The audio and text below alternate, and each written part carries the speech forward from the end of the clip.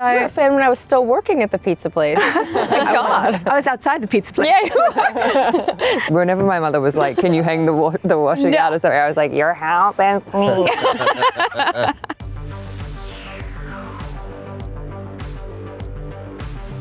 Hello, lovelies. How are we? Good. How are you? Congratulations on the movie. I saw it last night and the reception was incredible. Thank you. Thanks. Ty, when you put out X, it had been 10 years since you put out a horror movie. And you said that transforming a story from your imagination all the way into a film is an experience unlike anything else in the world.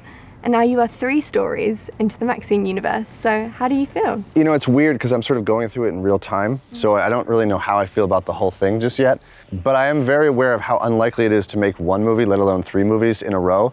It'll be interesting in a couple weeks when this is like fully done for me to see. I mean, it's a bittersweet feeling. Like on the one hand, I'm so tired and I'm very ready to be done. But on the other hand, I've just been so consumed by the world of these movies for the past almost 5 years that I'm a little like unsure of what to do afterwards. But I'm very fortunate, and it's been really cool to make a trilogy, and certainly to make a trilogy where the connective tissue is like cinema in a way, and that was really the goal in making X, was to try to put craft forward in the movie, because I hadn't made a movie, as you said, in 10 years. I was trying to think of why I would want to do it again, because making a movie is like 2 years of trauma. So to want to do that, I was just thinking like, well, what is it that makes me want to go to the movies? And it was trying to see like craft, and whether that craft be directing or performance or music or production design, whatever it is. I just wanted to really like shine a light on that, and then it ended up being 3 movies doing that. And we see MaXXXine at the premiere in the movie kind of have her I made it moment.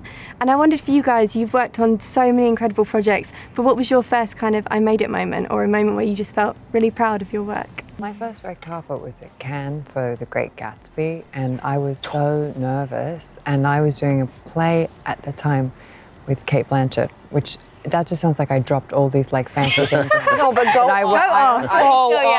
Yeah. You're allowed. But I was really young and really scared of everything, but I was just sort of working on these things. And I remember saying to Kate, what do I do? And she said, well, the thing is, Cannes carpet is completely unlike any carpet because they're on both sides, the photographers, and also they play this kind of like Disney music. It's very weird. It's so that I just like fell out of a car and it was pouring rain, and I don't think I thought I've made it, but I was amazed at what was happening. I was probably completely out of body, but I don't think I've had my I've made it moment, which is great because we keep going. We keep going. Yeah. I agree with the like haven't had your I made it moment, because I feel like also like the ceiling keeps growing. I will say my first like moment of like where I let out a breath and was like, okay, they're not gonna come take me away and make me go back home. Like I get to do this as a job now, like for real, was probably when I put out my first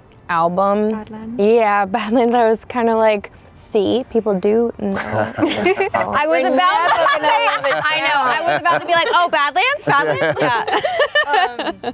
No, when I put out my first album, Badlands, shortly after the album came out, I sold out Madison Square Garden. And I'm from New Jersey, so it was a huge moment for me because it was like my childhood arena.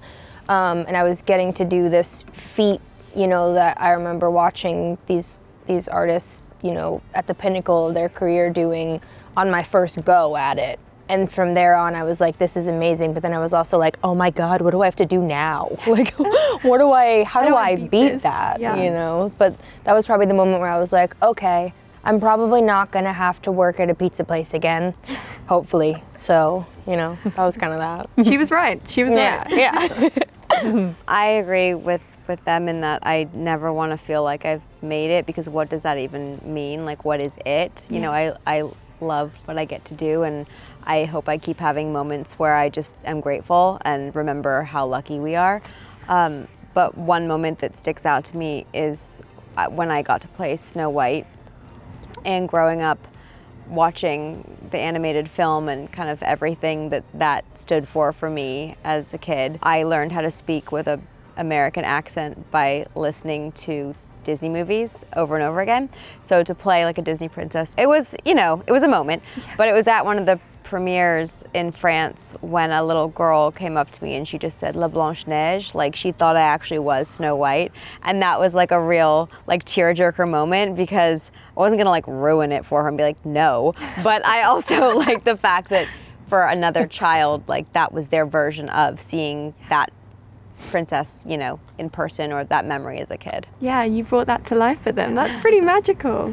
You know, I mean, I agree with you guys that I don't want it to have the same thing either, because I want to just keep doing stuff. But there was something pretty surreal about being at the Chinese Theater the other night, because I've always wanted to have a movie premiere there, because that's kind of the icon of movie premieres in Hollywood, and to make a movie that's so Hollywood focused and then have it premiere there. And what was very strange was to have it premiere there and watch the theater, like a movie premiere on the screen of the place that you're in, was just so surreal and so strange. And so that was I usually don't sit through the movie because it's like, it's too uncomfortable.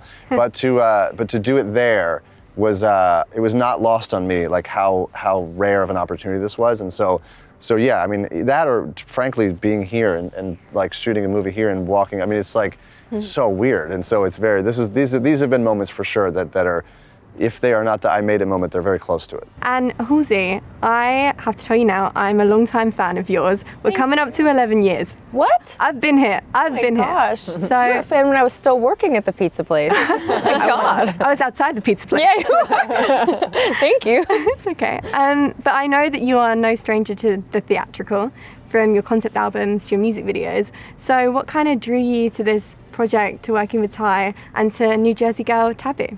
I think, you know, I was so in love with the first two films, and, you know, I got a whiff that this will be, unless he wants to do more, you know, that kind of the chapter of closure on it. And I really was just like, I would do anything to be a part of this. And I just auditioned and was like, this is never gonna happen. And then when I heard that I got the part, I almost threw up.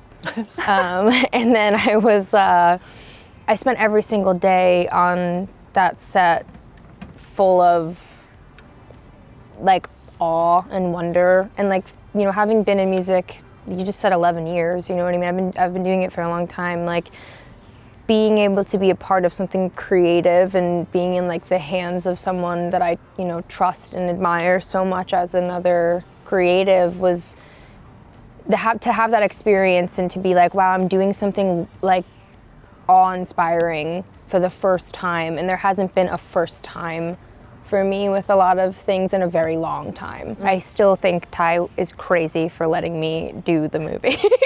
I'm still waiting for him to be like, never mind, we're editing you out of the whole thing. No, You're so good in the film. I keep saying this. You're so good in the film. So good. You're incredible. Thanks, Come on, girl. And I'd love to know, is there, besides MaXXXine, a horror icon that you are obsessed with?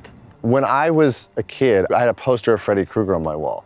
And so I was I don't know why, but I was just very into that. So like when I was a kid, well, yeah, but like there was the Halloween movies, and there was the Nightmare on Elm Street movies, and there was all of these sort of like iconic Friday the 13th and things like that. But Freddy had a sense of humor, which was so weird. You know, it was so weird that he was this like burned guy with a glove, but he had like puns when he would kill people, and he was very creative about it. And as a kid who was like interested in weird movies, and they were kind of surrealist movies, I was just thought like, what a strange character to have created. Like it's like, it started as this kind of very dark thing, and it evolved. And he didn't just stay the same character, he got like more performative as the movies went on. And that kind of made it really fun to watch those. And so he had sunglasses on in the poster. And so he was a cool dude. So I am going to be really patriotic and say that Essie Davis in The Babadook was such a phenomenal performance for me. And I have loved her for a really long time, because she's an amazing Australian actress, and I've seen her do loads of stuff and lots of theatre. And she was incredible in that film. Toni Collette. You're gonna say Hereditary? Yeah, but also she's just unnerving in such an incredible way. One of my favorite scary performances of hers is actually I'm Thinking of Ending Things. Yeah, she's so unnerving in that film, and just terrifying in a way that is like, it appears effortless. Like, that scared me more than any intentionally scary performance. Like, would never want to meet that woman. Like, Toni, yeah, her, yes, but you know, the mother was horrifying. Yeah. She's so good in The Sixth Sense too, right? And Oh she's my not even God. trying to be scary, but Yeah. she's so intense. It's so eerie. Yeah. I couldn't watch a video cassette or a DVD for a very long time after The Ring. I think it defined a very specific part of my childhood of being able to watch scary movies because I'm on edge quite easily.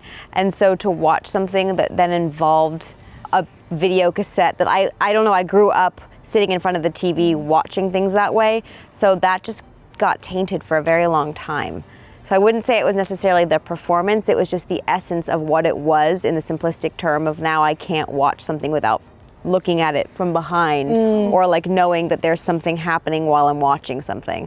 I'm going to do one bonus edition, which is the woman in the Poltergeist, the woman who comes to clean the house, the one that's like, your house is clean.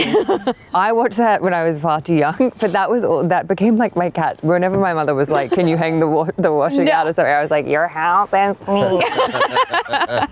So I really love that woman. She was amazing in that film. Oh my God. She is iconic.